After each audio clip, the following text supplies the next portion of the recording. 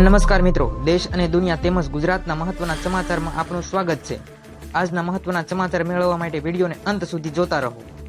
સૌથી પહેલા આવા જ સમાચાર મેળવવા માટે આ ચેનલને સબસ્ક્રાઇબ કરવાનું ના ભૂલતા। ત્યારબાદ સમાચારમાં આગળ વાત કરીએ તો જોઈએ મહત્વના ખેડૂતલક્ષી સમાચાર। તો મિત્રો, ગુજરાત સરકારે ઓગસ્ટ અને સપ્ટેમ્બર 2025માં થયેલા જે ભારે વરસાદને કારણે થયેલા વ્યાપક પાક નુકસાનને પગલે ખેડૂતોને આર્થિક રીતે ટેકો કરવા માટે નવેમ્બર મહિનાની અંદર એટલે કે 9 નવેમ્બરના રોજ કૃષિ રાહત પેકેજની જાહેરાત કરી છે। તો સમગ્ર સમાચારમાં વાત કરીએ કે જે આ વર્ષે 2025ની અંદર ખેડૂતોને જે નુકસાન થયું છે વરસાદને કારણે, અતિવૃષ્ટિને કારણે તેમજ તો માવઠાને કારણે જે ખેડૂતોને નુકસાન થઈ છે, મગફળી, કપાસ વગેરે જેવા પાકો નાશ પામ્યા છે, તો તેને કારણે 9 તારીખના રોજ જે રાજ્ય સરકારે કૃષિ રાહત પેકેજની જાહેરાત કરી છે તે વિશે વિગતવાર માહિતી જોઈએ તો આ પેકેજનો લાભ મુખ્યત્વે જૂનાગઢ, પંચમહાલ, કચ્છ, પાટણ અને વાવ, થરાદ એમ કુલ મળીને 5 જિલ્લાના એવા ખેડૂતોને મળવા પાત્ર રહેશે। તેમાંથી પાકને 33% કે તેથી વધુ નુકસાન થયું છે। આ પેકેજ હેઠળ બહુ વર્ષાયુ બાગાયતી પાકો માટે મહત્તમ ₹27,500 પ્રતિ હેક્ટર સુધીની સહાય આપવામાં આવશે। મિત્રો, આ પેકેજ જે 9 તારીખે જાહેર કરવામાં આવી છે તે 5 જિલ્લાની અંદર જ જાહેરાત કરવામાં આવી છે। જૂનાગઢ, પંચમહાલ, કચ્છ, પાટણ અને વાવ, થરાદ એમ કુલ 5 જિલ્લાના અંદર જે ખેડૂતો છે તેમને જે નુકસાન થયું છે તેના જે 33% ભાગનું તેમને વળતર મળવામાં રહેશે। આ પેકેજ હેઠળ બહુ વર્ષાયુ બાગાયતી પાકો માટે મહત્તમ કક્ષાએ 1 હેક્ટર દીઠ 27,500ની સહાય આપવામાં આવશે અને 2 હેક્ટરની મર્યાદામાં મળવાપાત્ર થશે। આ ઉપરાંત વાવ, થરાદ અને પાટણ જિલ્લામાં જમીન સુધારણા માટે 20,000 પ્રતિ હેક્ટરની વધારાની વિશેષ સહાય પણ જાહેર કરવામાં આવી છે। એટલે કે મિત્રો, આજે 20,000ની વધારાની સહાય એટલે કે મિત્રો અતિવૃષ્ટિને કારણે જે ખેડૂત મિત્રોનું જમીન ધોવાણ થયું હોય તેવા ખેડૂતોને પણ જમીન સુધારણા માટે 20,000 રૂપિયાની સહાય સરકાર દ્વારા ચૂકવવામાં આવશે। આ સહાય મેળવવા માટે ખેડૂતોએ KRP પોર્ટલ પર ઓનલાઈન અરજી કરવાની રહેશે અને આ જે સહાય છે તેમની સરકારે જાહેરાત 9 નવેમ્બરના દિવસે કરી છે। એટલે કે મિત્રો, જે 5 જિલ્લાની અંદર ખેડૂતોને જે વ્યાપક નુકસાન થયું છે તે અંગે સહાય મળવાપાત્ર રહેશે। ફરીવાર ખેડૂત સમાચારો ઉપર એક નજર કરીએ તો રાજ્યની અંદર ખેડૂતોની ગંભીર આર્થિક સ્થિતિ અને પડતર માંગણીઓ સંદર્ભે હવામાન નિષ્ણાત એવા પરેશ ગૌસ્વામીએ સરકારને સીધું અલ્ટિમેટમ આપ્યું છે। સતત 1 દાયકાથી અતિવૃષ્ટિ, અનાવૃષ્ટિ અને વાવાઝોડાથી પીડિત ખેડૂતોની પોષણક્ષમ ભાવ ન મળતા આર્થિક રીતે નબળા પડેલા હોવાનું જણાવી તાત્કાલિક 3 માંગણીઓ સ્વીકારવા માટે સરકાર સમક્ષ એવા હવામાન નિષ્ણાત પરેશ ગૌસ્વામીએ માંગ કરી છે। તો સમગ્ર સમાચારમાં માહિતી જોઈએ કે ખેડૂતોના હક માટે પરેશ ગૌસ્વામીએ ખેડૂતોના કાફલા સાથે એ કઈ માંગણી સરકાર સમક્ષ રજૂ કરી છે તો વિગતવાર માહિતી જોઈશું સાદી અને સરળ ભાષામાં। તો ખેડૂતોના હક માટે આંદોલન પર બેઠેલા પરેશ ગૌસ્વામીએ સ્પષ્ટ શબ્દોમાં જણાવ્યું કે જો આગામી 12 દિવસમાં અમારી માંગણીઓ સ્વીકારવામાં નહીં આવે તો તેઓ અન્ન જળનો ત્યાગ કરી ગાંધીજીએ ચીંધેલા માર્ગે ઉપવાસ આંદોલન શરૂ કરશે। આ સાથે તેમણે પક્ષીય રાજકારણ ભૂલીને આર્યાપારની લડતના સંકેતો પણ આપ્યા છે। તો મિત્રો, હવામાન નિષ્ણાત એવા અંબાલાલ પટેલ અને ત્યારબાદ નંબર આવે છે પરેશ ગૌસ્વામીનો। આજે 2 હસ્તીઓ ગુજરાતમાં હવામાન નિષ્ણાત છે અને તેઓ સર્વશ્રેષ્ઠ માનવામાં આવે છે। તો એવા પરેશ ગૌસ્વામીએ ખેડૂતોનો સહકાર આપવા માટે એક ખેડૂત સંઘનું નિર્માણ કર્યું, ખેડૂત સાથે મીટિંગ કરી અને ખેડૂતો સાથે જ આંદોલનની શરૂઆત કરી છે અને સરકાર સમક્ષ તેમણે જે ખેડૂતોને વળતર તો મળે છે, મળવાની જાહેરાત કરી છે, મળ્યું નથી, મળવાની સરકારે જાહેરાત કરી છે, તો પરેશ ગૌસ્વામીએ વળતર ઉપરાંત જે દેવા છે ખેડૂતોના તે તમામ દેવા માફ કરવા માટે સરકારને અપીલ કરી છે અને જો આ અપીલ સરકાર નહીં સ્વીકારે તો એવા સંકેત પણ આપ્યા છે કે ઉગ્ર આંદોલન કરીશું। આમ ત્યાં સુધી ગાંધી ચિંધ્યા માર્ગે પરેશ ગૌસ્વામી અને તેમનું ખેડૂત મિત્રોનું જે મંડળ છે તેઓ ગાંધી ચિંધ્યા માર્ગે આંદોલનમાં દોરાઈ રહ્યા છે। ફરીવાર ખેડૂત સમાચારો ઉપર એક નજર કરીએ તો જોઈએ ખેડૂતોના દેવા માફી અંગેના મહત્વના સમાચાર। તો સાદી અને સરળ ભાષામાં સમગ્ર સમાચાર વિશે વાત કરવી છે તો ખેડૂતોને થયેલા ભારે પાક નુકસાન અંગે તાત્કાલિક સર્વે શરૂ કરીને ખેડૂતોને વિશેષ રાહત પેકેજ આપવામાં આવે તેવી માંગ કરવામાં આવી છે। અરજીમાં જણાવાયું છે કે છેલ્લા કેટલાક સમયથી ગુજરાતભરમાં થયેલા કમોસમી વરસાદ, અતિવૃષ્ટિ અને વાવાઝોડાને કારણે ખેડૂતોના ડાંગર, કપાસ, તુવેર, સોયાબીન અને મકાઈ જેવા ખરીફ પાકો છે તેમને ભારે અને મોટા પ્રમાણમાં નુકસાન થયું છે। તો તો ખેડૂતોના મોઢામાં આવેલો કોળિયો જાણે છીનવાઈ ગયો હોય અને ઘણા ખેડૂતો પાક ધિરાણ ચૂકવી શકતા નથી. બોડેલી કોંગ્રેસ સમિતિએ રાજ્ય સરકારને અપીલ કરી છે કે ખેડૂતોના દેવા સંપૂર્ણ માફ કરવામાં આવે. સાથે જ ખેડૂતો જે 2020થી બંધ પડેલી પાક વીમા યોજના છે તેમને તાત્કાલિક ચાલુ કરવામાં આવે. યુપી સરકારે ખેડૂતોના 3,78,000 કરોડના દેવા માફ કર્યા હતા.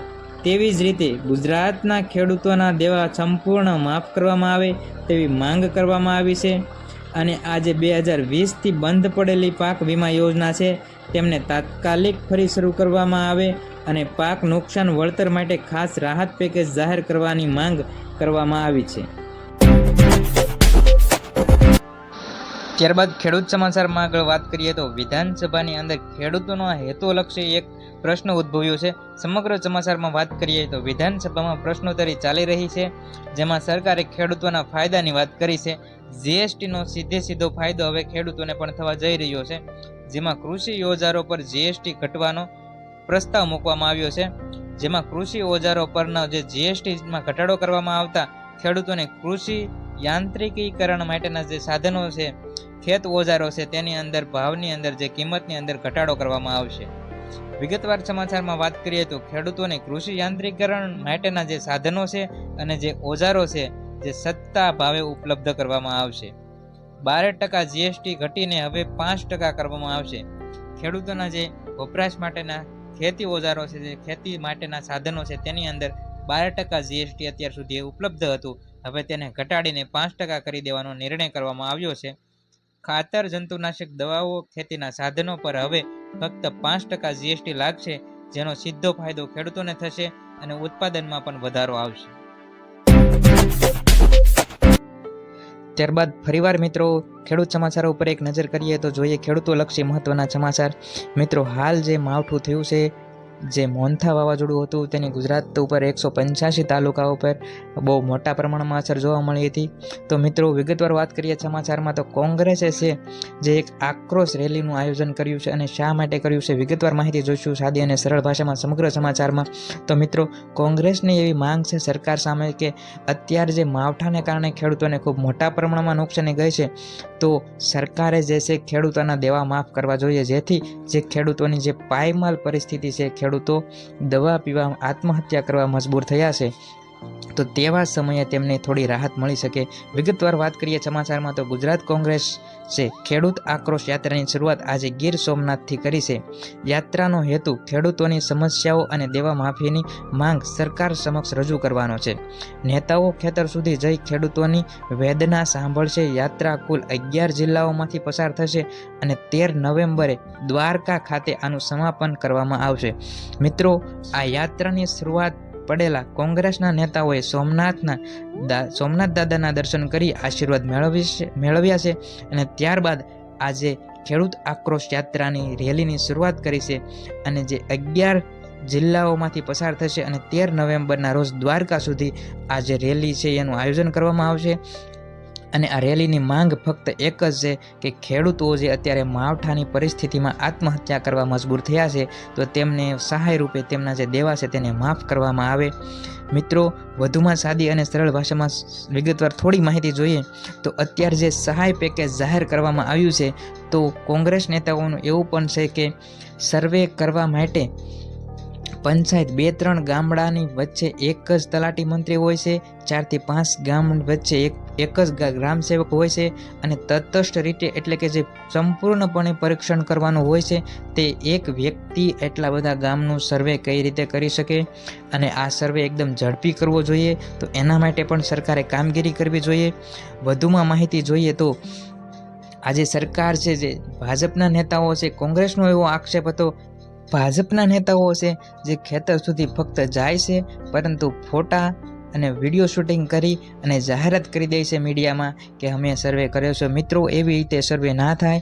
જો એક ખેડૂતની વેદના, ખેડૂતને આંખોના આંસુની વેદના સમજવી હોય તો વ્યવસ્થિત સર્વે કરવો પડે અને ખેડૂતે બને તેટલી ઝડપી વળતર ચૂકવવું પડે અને દેવા માફ કરવા જોઈએ.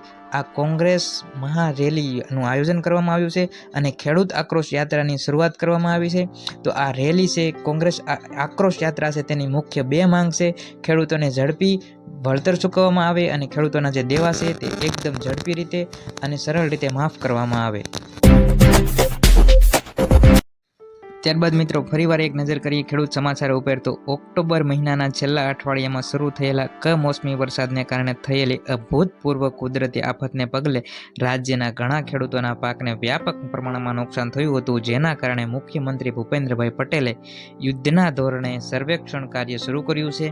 મુખ્યમંત્રી ભૂપેન્દ્રભાઈ પટેલે ગાંધીનગરથી વાસ્તવિક સમયમાં આ પરિસ્થિતિનું નિરીક્ષણ કર્યું હતું અને રાજ્યના ખેડૂતોને થયેલા નુકસાનનું મૂલ્યાંકન કરવા માટે ઉચ્ચ સ્તરીય બેઠકો યોજી હતી. મિત્રો, ભૂપેન્દ્રભાઈ પટેલે ટૂંક સમયની અંદર જ એવી જાહેરાત પણ કરશે કે ટૂંક સમયની અંદર હેક્ટર દીઠ કેટલું વળતર ચૂકવવામાં આવશે અને કેટલા જિલ્લાના કેટલા ગામડાનું જે સર્વે પણ થઈ ગયો છે અને કેટલી સહાય જાહેર કરવામાં આવશે તે વિગતવાર માહિતી ટૂંક સમયમાં જ મીડિયા અહેવાલ અનુસાર આપવામાં આવશે. જેવી જ જાહેરાત આવશે તરત જ અમે મીડિયા અહેવાલ અનુસાર આપના થ્રુ આ ચેનલના માધ્યમથી પહોંચાડી દઈશું. મિત્રો, હાલમાં જે સર્વે થઈ રહ્યો છે તેની અંદર 33%, 35% અને 50%, એટલે કે મિત્રો જે ખેડૂતો મગફળી તેમજ કપાસની ખેતી કરી રહ્યા છે તો તેમને 100% મગફળીની ખેતી કરી હોય તેમાંથી કેટલા ટકા નુકસાની ગઈ છે. 100% ખેડૂતોને નુકસાની જાતી હોતી નથી. કાં તો 50%, કાં તો 33% નુકસાની ગઈ હોય છે, કાં તો 50%. જે પ્રમાણે નુકસાની ગઈ હોય છે તે પ્રમાણનું વળતર ચૂકવવામાં આવશે. એ પ્રકારની સર્વેની રચના ગણતરી ચાલુ છે. જેવો જાહેર કરવામાં આવશે આ માહિતી તરત જ અમે તમને યુટ્યુબ ચેનલના માધ્યમથી પહોંચાડી દઈશું. મિત્રો, આજે ભૂપેન્દ્રભાઈ પટેલની સરકાર છે અત્યારે બને ત્યાં સુધી ઝડપીની પ્રક્રિયામાં છે કે ખેડૂતોને સરળતાથી કઈ રીતે વળતર ચૂકવવું. તો મિત્રો, મહત્વના ખેડૂત સમાચાર તેમજ સરકારની વિવિધ યોજનાઓ વિશેની માહિતી સૌપ્રથમ મેળવવા માટે ગુજ્જુ માસ્ટર ન્યૂઝ ચેનલને સબસ્ક્રાઇબ કરો અને ચેનલ સાથે જોડાઓ.